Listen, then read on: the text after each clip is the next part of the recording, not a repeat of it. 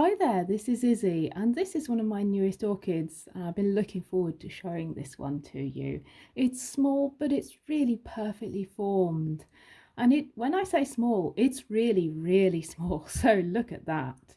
I'll just bring it a bit closer so you can get a better look.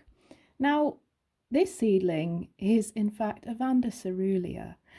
So perhaps the small size is not what you'd be expecting for a Vanda, and certainly not the Vanda coerulea, which in the wild can quite happily grow to a metre high and half a metre spread. So hey, this one's got quite a while to go. Look at those tiny little leaves. But this is a very recently deflasked Vanda coerulea seedling that I got off eBay. I just couldn't resist getting it. And part of the reason for that is that it's been a dream orchid for me for quite a long time. So when I went to my first orchid fair when I was a kid with my mum, one of the orchids that we really strongly admired at the fair was a beautiful big blue veined flowered orchid. And we had no idea what it was. We just didn't know what we were doing at that particular point in time. We asked the seller about it and just got a kind of laugh in return. And they said, well, there's no chance you'll actually be able to grow this one. It's much too difficult for you. So, have I got good enough to grow a Vanda coerulea? I don't actually know, but I have done my homework on this little orchid. So I know that they were discovered in the Khasi Hills of India. I may have butchered that pronunciation, and if I have, I'm extremely sorry. But they occur in India, in the Assam region, also China, Thailand, and Myanmar. And with them coming from the India, China kind of region, we're talking fairly warm temperatures as well. So between 18 and 25 degrees in the summer, a bit hotter in spring and cooler in winter, with a bit of a cooler and drier winter rest. Now, with it being a Vanda, I'm expecting quite a few of the standard Vanda traits in this one. So it's going to require quite a high light level relatively, because Vandas in the wild would occur quite high in the tree canopy. There'd be epiphytes on the trees. They'd be high in the tree canopy, so they would be receiving relatively high light compared to some of the other orchids in the understory.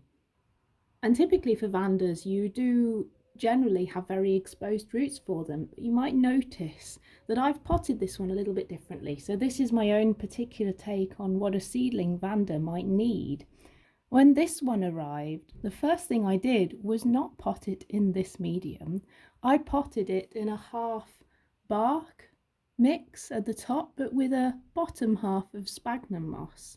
And that's really not something I'd normally do with a vandaceous type. I mean, these Vandas would love to have exposed roots, would love to have that airflow. But with it being a recently deflasked seedling, I knew that it needed humidity to encourage those new roots to grow, because when something comes out of the flask, it has to adapt to the airflow, it has to adapt to slightly cooler, harsher temperatures outside of that perfect flask environment. It's got to grow new kinds of roots that can survive in the outside world. So I knew that it was either give it plenty of humidity to help it to grow those new roots, or this one was going to be a goner. So I did put sphagnum moss in half the pot and bark in the top to help it grow those initial roots. And recently I took it out of that because it was doing really well. So underneath here we've got quite a nice little spray of root growth. It's still only about the size of the tip of my little finger down there, but hey, that is good. So I've got this in a nice bark mix, which is relatively coarse for the size of the plant and the fact that it's a seedling, but it's a sort of balance in between what a normal seedling might need and what a Vanda might need. So we'll see if that's a successful approach. When this plant gets to blooming age, I'm hoping it'll bloom one autumn for me and produce those gorgeous flowers. Whether they'll be blue veined or not, I don't actually know from this seedling. We'll just have to wait and see. Well, that's it from me, and that's also it from this lovely little Vanda coerulea seedling. I'm hoping that this one will grow up to be one of those dream orchids. But hey, that's quite some years away from now. For now, it's just a great practice in learning to look after a seedling. I hope you've enjoyed this video. If you liked it, give it a like down below. If you'd like to hear more, just subscribe to the channel, and I'll see you again soon. Bye for now.